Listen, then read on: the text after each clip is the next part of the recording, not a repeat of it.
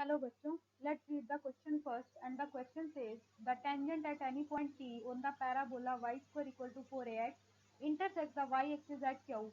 The tangent to the circumcircle of triangles PQS, S is the focus, at Q is option A line parallel to x-axis, option B y-axis, option C a line parallel to y-axis और option D none of these.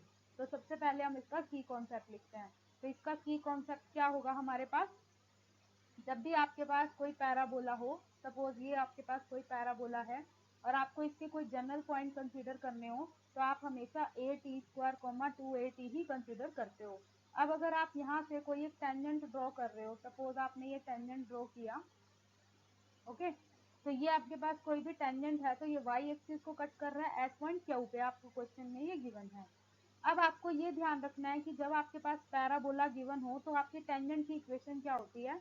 तो equation of tangent हमारे पास at point this, मतलब at point P अगर हम find करें तो y1 is equal to 4a x plus x1 by 2.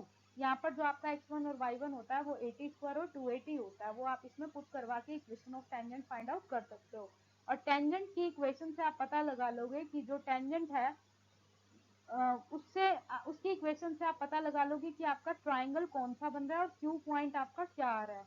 उसके बाद ये आपका फोकस रहता है और इसे आप ज्वाइन करके ये आप एक ट्राइंगल बना सकते हो और फिर आप इसका यूज करके यहाँ से एक सर्कम सर्कल बना सकते हो और इस सर्कम सर्कल का जो टेंजेंट होगा वो आप पता लगा सकते हो.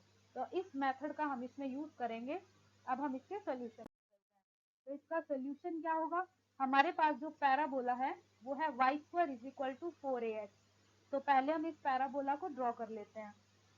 ये हमने एक पैराबोला ड्रॉ किया. पैराबोला के जो पॉइंट्स है वो हमने कंसीडर कर लिए पी, वो है आपके पास 80 स्क्वायर और 280. यहाँ से आपका एक टेंजेंट जाएगा तो ये टेंजेंट वाई एक्सिस को क्यू पॉइंट पे कट करेगा और यहाँ पर आपका एक फोकस रहेगा एस. तो जब आपने इसको इससे ज्वाइन करवाया ये हमारे पास ट्राइंगल बन गई पी क्यू एस और इसी ट्राइंगल का आपने ये सर्कम सर्कल ड्रॉ करवाया, ये आपके पास सर्कम सर्कल रहेगा, राइट. तो अभी सर्कम सर्कल का आपको टेंजेंट पता लगाना है. सबसे पहले हम इस टेंजेंट, इस पैराबोला की टेंजेंट की इक्वेशन निकालते हैं. तो इक्वेशन ऑफ टेंजेंट हमारे पास क्या होगी, y1 is equal to 4a x plus x1 by 2. तो ये जो बाय वाला 2 है ये 4 से cancel, y1 is equal to 2a x plus x1.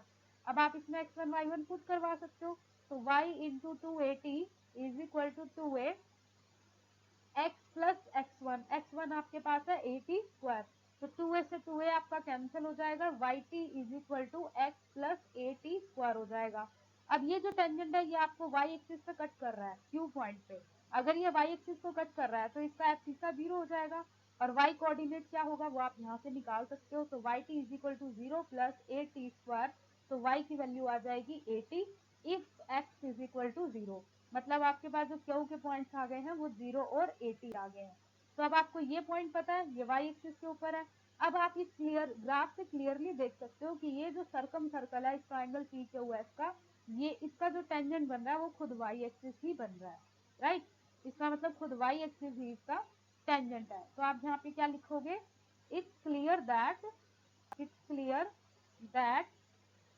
y axis is the tangent, y-axis is the tangent of circumcircle